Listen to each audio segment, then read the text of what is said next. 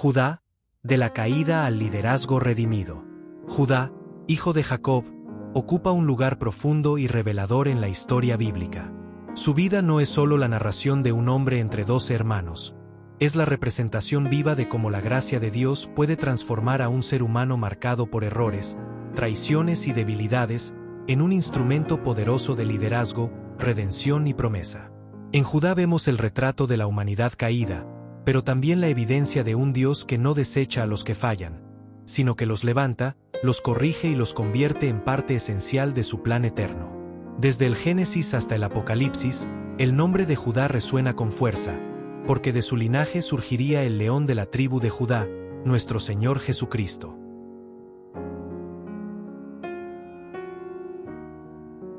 Judá fue el cuarto hijo de Jacob y Lea. Su nombre significa alabanza, y su madre lo llamó así diciendo: «Esta vez alabaré a Jehová». Qué hermoso inicio para un hombre cuyo destino estaría tan ligado a la adoración y al propósito divino. Pero, como ocurre tantas veces, el nombre profético que Dios pone sobre una vida no siempre se refleja de inmediato. Se va revelando con el paso de los años, a través de las pruebas, las decisiones y los procesos. Judá no nació siendo un líder perfecto, ni un ejemplo de integridad. Fue moldeado a través de sus caídas, como el barro en manos del alfarero. Cuando observamos los primeros episodios de la vida de Judá, encontramos errores graves y momentos de vergüenza. Uno de los más notorios es su participación en la venta de su hermano José. Fue Judá quien, al ver la envidia que ardía en el corazón de sus hermanos, propuso vender a José a los ismaelitas por 20 piezas de plata. Su razonamiento parecía práctico y menos cruel que matarlo, pero en realidad fue una acción cobarde y pecaminosa. Ese día, Judá participó en una de las traiciones más dolorosas de la historia familiar de Israel. Por dinero, por conveniencia, sacrificó el amor fraternal y permitió que su padre Jacob viviera años en dolor creyendo que su hijo favorito había muerto. Sin embargo, en esa misma historia Dios comenzaba a escribir un relato de redención. Porque incluso en el error de Judá, Dios estaba obrando en secreto para cumplir su propósito. José sería llevado a Egipto, y desde allí, el Señor prepararía la salvación de todo Israel durante el tiempo de hambre. Judá no podía verlo entonces, pero el Dios de los cielos estaba usando incluso su pecado para entretejer un plan mayor. Esta verdad nos recuerda que Dios puede transformar nuestras peores decisiones en instrumentos de enseñanza y de gracia, si nos rendimos a Él con corazón arrepentido. La Biblia nos muestra que, después de aquel episodio, Judá se apartó de sus hermanos y descendió a morar con un hombre adulamita llamado Hira. Ese descender no es solo geográfico, sino también espiritual. Judá cayó en una etapa de lejanía moral y familiar. Se casó con una mujer cananea, algo que no era del agrado de Dios, y tuvo 3 hijos, Onán y Sela. La historia de Judá en el capítulo 38 de Génesis es una de las más oscuras del libro, pero también una de las más reveladoras de la misericordia divina.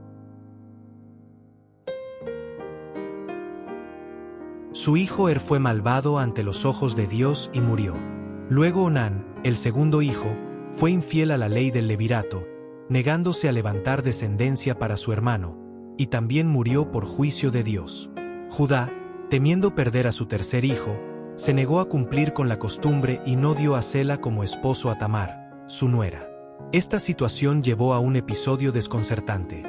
Tamar, disfrazada, engañó a Judá y quedó embarazada de él. A primera vista, parece un relato escandaloso, pero en la profundidad espiritual, vemos la justicia de Dios obrando. Tamar no buscaba placer, sino descendencia, y Dios usó su acción para que nacieran Fares y Sara, de los cuales surgiría el linaje mesiánico. Así, incluso en medio de la vergüenza humana, Dios mantenía intacto su propósito redentor. Judá, al enterarse de que Tamar estaba encinta, quiso condenarla, sin saber que él era el padre.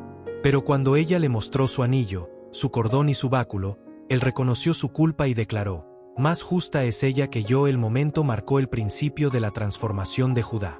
Reconoció su pecado, no lo encubrió, y permitió que Dios comenzara una obra de restauración en su interior. Este es el punto donde el Espíritu Santo comienza a moldear el carácter de un hombre. Mientras haya confesión, hay esperanza.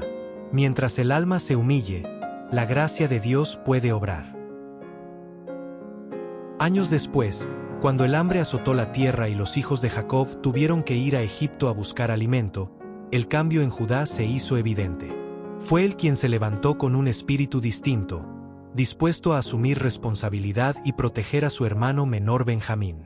En Génesis 43, Judá dijo a su padre: «Envía al joven conmigo, yo seré su fiador, de mi mano lo demandarás». Aquel que había vendido a un hermano, ahora estaba dispuesto a dar su vida por otro. Esa es la evidencia de una conversión real. El corazón que antes buscaba su conveniencia, ahora se entrega por amor.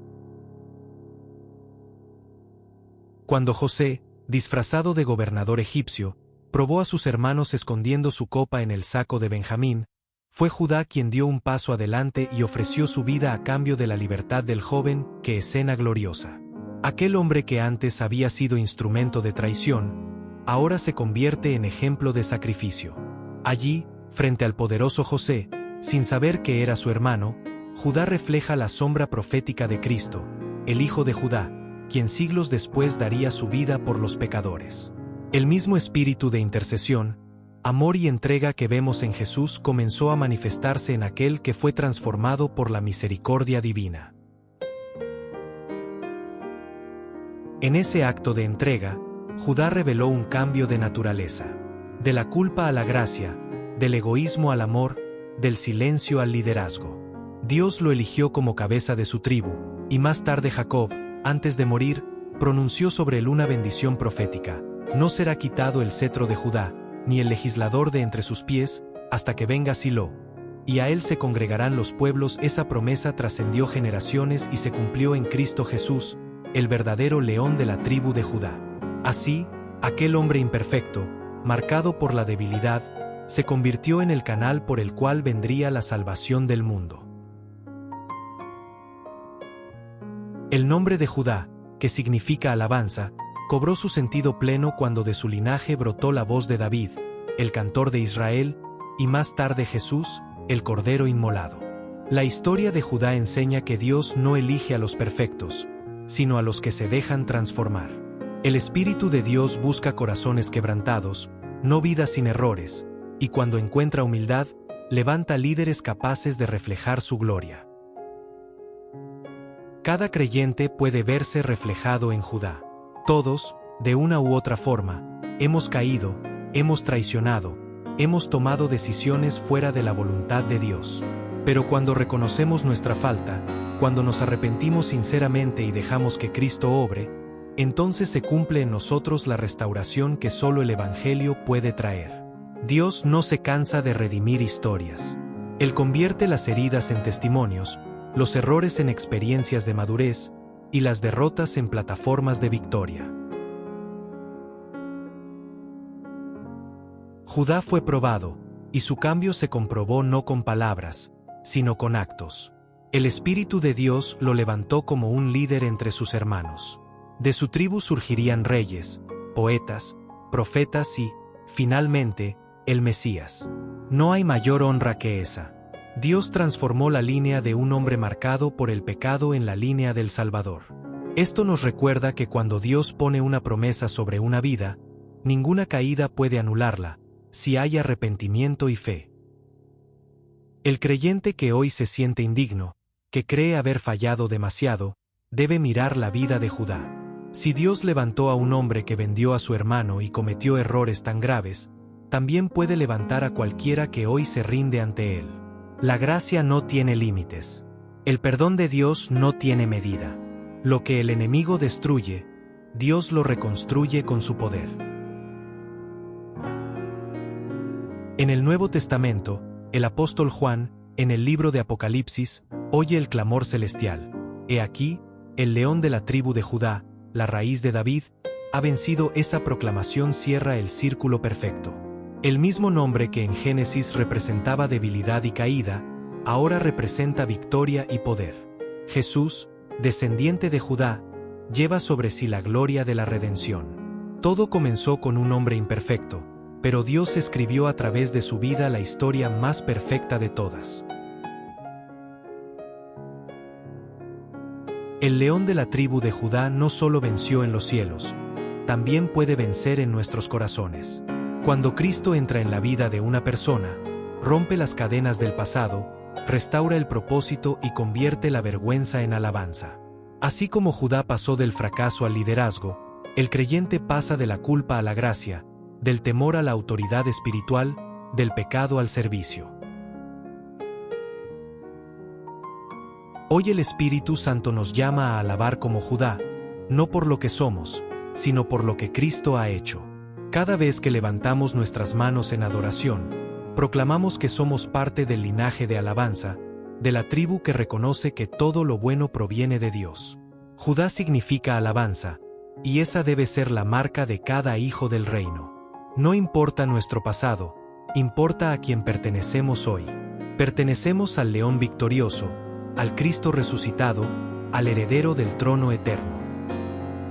Que este sermón despierte en cada corazón la convicción de que no hay historia perdida para Dios. Que ningún error es tan grande que la sangre del Cordero no pueda limpiar. Que recordemos que la línea de Judá no fue perfecta, pero fue elegida.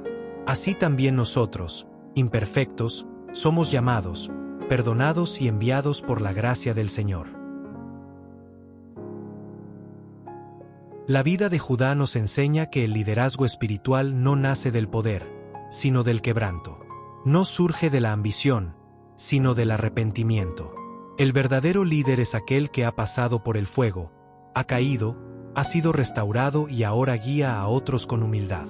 En ese proceso, la gloria no es del hombre, sino de Dios.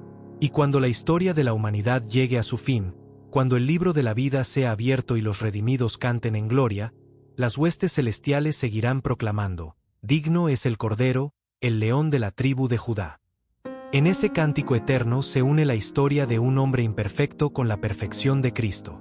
La redención se completa, la alabanza se perpetúa, y la gloria de Dios resplandece para siempre. Por eso hoy, querido hermano y hermana, deja que Dios escriba tu historia como escribió la de Judá. Si caíste, levántate. Si pecaste, arrepiéntete. Si te alejaste, vuelve. El mismo Dios que levantó a Judá y lo hizo instrumento de su gloria quiere levantarte también a ti. Él no mira tus fracasos, mira tu corazón dispuesto. Y cuando el Espíritu Santo encuentre en ti un corazón rendido, te transformará en un testimonio vivo de su gracia. Así como Jacob declaró proféticamente sobre Judá, el Señor declara sobre ti: el cetro no se apartará de tus manos mientras te mantengas en fidelidad. Cristo reinará en tu vida, y de tu historia saldrá alabanza, testimonio y victoria. Porque el Dios que eligió a Judá sigue siendo el mismo Dios que elige a los imperfectos para glorificarse en ellos.